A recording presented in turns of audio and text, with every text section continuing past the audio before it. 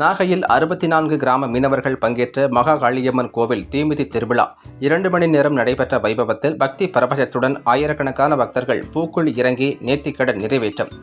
நாகை மாவட்டம் கீச்சாங்குப்பம் மகா காளியம்மன் கோவில் பங்குனி தீமிதி திருவிழா கடந்த 4ஆம் தேதி காப்பு கட்டுதல் நிகழ்ச்சியுடன் வெகு விமரிசையாக துவங்கியது. திருவிழாவின் முக்கிய நிகழ்ச்சியான இன்று பூக்குழி இறங்கும் வைபவம் நடைபெற்றது.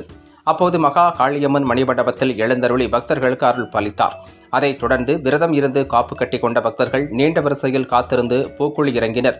செண்டை மேளம் முழங்க 2 மணி நேரத்திற்கு மேலாக நடைபெற்ற பூக்குழி இறங்கும் வைபவத்தில் சுமார் 2000த்திற்கும் மேற்பட்ட பக்தர்கள் ஒன்றன் பின் ஒன்றாக பூக்குழி இறங்கி பக்தி பரவசத்துடன் தங்களது நேர்த்திக்கடனை நிறைவேற்றிக் கொண்டனர்.